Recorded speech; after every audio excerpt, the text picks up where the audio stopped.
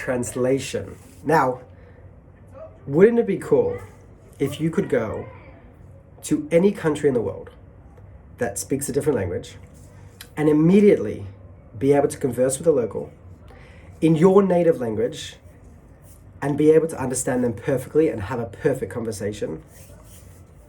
That's soon going to be a reality. And it's going to be a reality with AR. AR is going to be a big part of that. Now, let me walk you through the steps.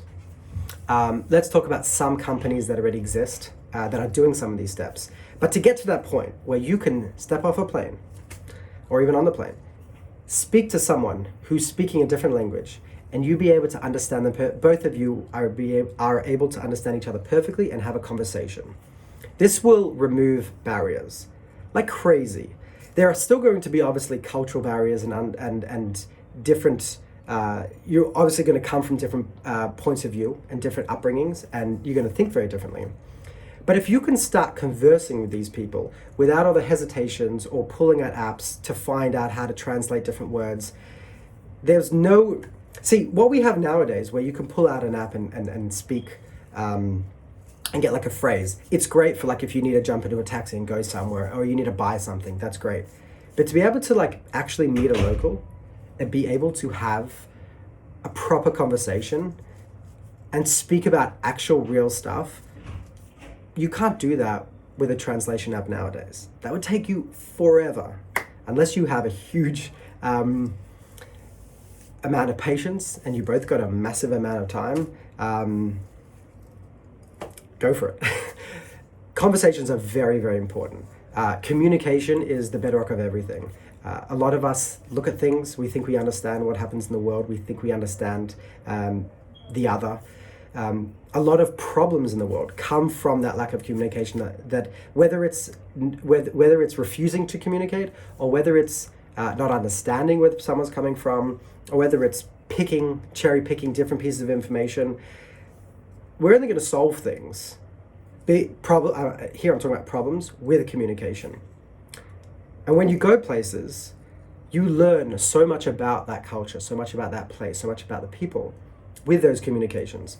And for most of us, those of us that are lucky enough to travel around and to meet people, a lot of the communication kind of like, it's all in like tour guides, or you meet someone on the street and you buy something quickly, you go to a restaurant. It's very, very quick, it's very, very brief. It's very, very rare to actually sit down and have a proper conversation with local people. And here I'm talking about in crazy different places, right? It's very simple as an English speaker to go to another English speaking country. Yeah, you meet someone, you can converse. But talking about if you're an English speaker and you go to someone, a country with a completely different language, I think I can say comfortably for most of us, our experience with the locals and understanding them and being able to communicate and converse and learn is quite limited. Okay, so let's pull back and let's look at where we're currently at and what technologies do we need? What technologies are people working on? And how can we get to that point where we could just step off a plane and start having a conversation with a local and understand them perfectly without opening up Duolingo? So Duolingo is actually a good example of one app that's trying to make it easier. But let's look at the translation point, right? So I would say in the very, very beginning, right, people used to have different phrases. I even remember a time where I had like apps where I would like save different phrases. So if I didn't have connection, which was very common then and still quite common when you go into a place and you have no connection, you would save certain phrases and you would favorite them, and they'd be in an app and you could pull them up and hopefully if you were online you could like kind of get connection. But nowadays kind of the state of translation is, so we started first with like typing a couple words, right? Now that's pretty much a lot of us what we still do. Then we had voice. So we were able to kind of we were able to translate by phrases. So that was good if we wanted to quickly say, those phrases like, finding directions, asking very quick, brief questions, buying food, things like that. This was good.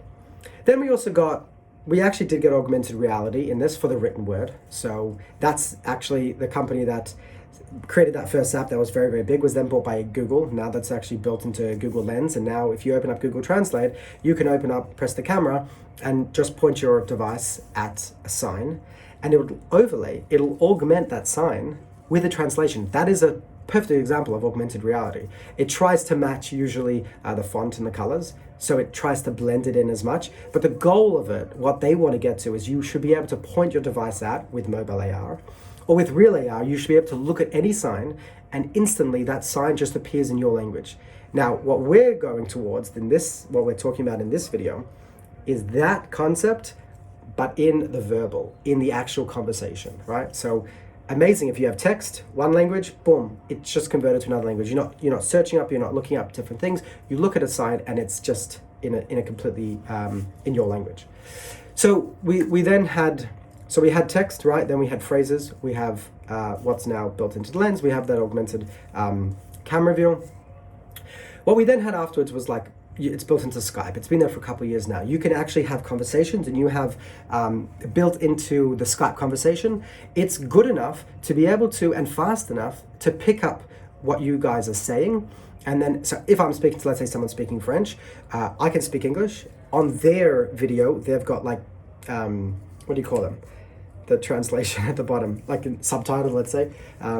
It's transcribed at the bottom for them in French, and for me, I see that in English. So we're both speaking, I hear French, he hears English. We both don't understand each other, but we can read the subtitles and we can understand the translation. Now that obviously takes a huge amount of resources, and it's not perfect. It's lacking things like intonation, slang, jokes, all those different things are still things that are being worked on. So those are also very important, because when you speak, if you're just translating word to word, you lose a lot of the meaning, a lot of the background, and therefore you can come up with a very, very different translation. So that's also something that people are working on. So be able to get those inflection points, the intonations, all those things right. Now, once you get that right, that's a very, very important part. You now need to be fast enough. So now we go fast enough so I can speak in my speed, and it can still receive all what I'm doing, all what I've just said, but keeping up, right? And remember, that's hard, because sometimes it takes the end of a sentence to actually understand the meaning of the sentence to be able to translate it properly. So that's something that is being worked on. Okay, so now we've actually got translation that's happening as we speak. We're able to converse, we're able to hear it, and we're able to have that conversation in real time. But that's in text. So in speech, right? So imagine if I could hear that from someone else. Now, obviously, I can't hear I shouldn't be able to hear their original language. I need to hear my language, but it's also going to sound funny. You actually have teams that are working on things like making digital voice boxes. Like they basically scan your trachea, and they basically synthesize your voice pattern and basically make a virtual voice box that sounds like you. Now, imagine that. You're taking the translation. So what you really want at the end of the day is that when I speak English, you hear French, but you hear it with my voice, with my inflection points, the way I speak, my slang, all that, okay? So we're nearly at a point where we're able we're having that conversation. Now, the last point is, some of you might find this a bit freaky, but imagine with AR, I can now change the lips to be able to work along with that translation. There's nothing worse than like watching a video in a different language, and like they dub the voices and it's just not in tune with the lips. Or when you watch a video and it's like 1 second or half a second off, that drives me crazy. So imagine all this. So now we've built up all these different layers, different companies that are working on different things, and the end product is I speak in English, you understand French.